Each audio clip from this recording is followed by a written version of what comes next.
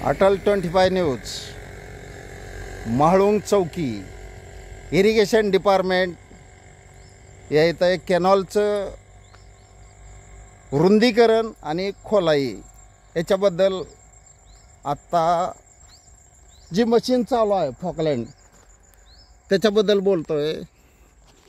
तर ही Falkland machine यांना साधारण 3 किलोमीटरचं काम मिळालेलं आहे। पहिले ह्याच्यात काय व्हायचं, ह्याच्यात ह्या झाडीमुळं पाणी अडून राहत होते, साईडला आजूबाजूला पाणी अडकून राहिल्यामुळं आत्ता जिथं मशीन चालू आहे त्या मशीनच्या उजव्या बाजूला पाण्याचं ओव्हरफ्लो होऊन जे रानात जात होतं किंवा रस्त्यावर येत होतं, रस्ता खराब होता कॅनॉलचा, त्याच्याबद्दल आणि हे जेवढं खोलीकरण आणि रुंदीकरण होतं आहे ती चांगली गोष्ट आहे। इरिगेशन डिपार्टमेंट हे चांगलं काम हाती घेतलं आहे। ह्याच्यानंतर हे खोलीकरण झाल्यानंतर कॅनॉलचं दोन्ही बाजूचं आणि ग्राउंड लेवल हे अस्तरीकरण होणार आहे। तर अस्तरीकरण झाल्यानंतर पाणी जे वायपट जातं किंवा पाझर होतो ते बंद होणार आहे। तर हे काम चांगलं हाती घेतलेलं आहे इरिगेशन डिपार्टमेंट। म्हाळुंग चौकी अकलूज श्रीपूर विभाग ते ड्रायव्हर बोलले आता त्यांना मशीन बाहेर काढायची आहे म्हणून ते थांबलेत, त्यांचं काम चालू होईल। साधारण ह्यांना 3 किलोमीटरचं काम मिळालेलं आहे। मालक कोण आहेत? दीपक नाव काय? दीपक इन्फ्रास्ट्रक्चर।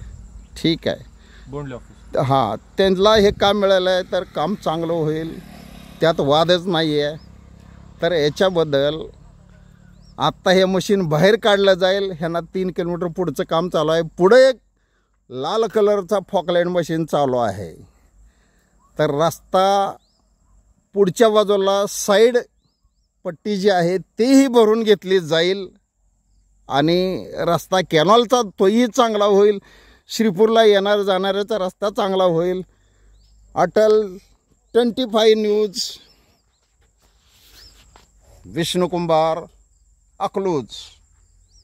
आज दिनांक 10/11/2025 मशीन चालू झालेली आहे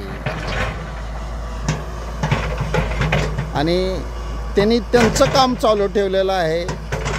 ते पाणी पिण्यासाठी किंवा साईडला कोणाला तर बोलण्यासाठी गेले होते, त्याच्यामुळे मशीन परत चालू झाली।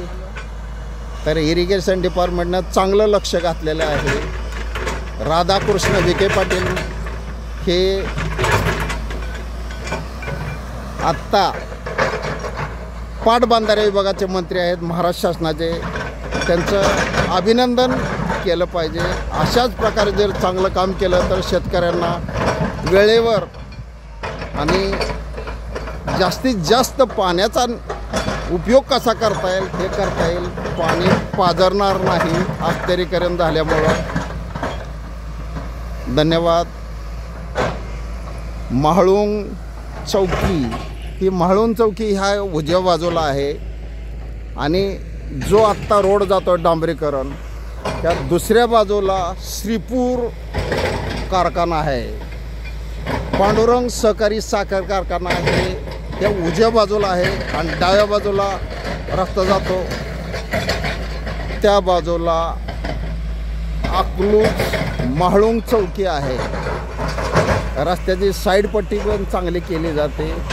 ही जी आता ट्रक चालली त्या बाजूला अकलूज म्हाळुंग चौकी आहे।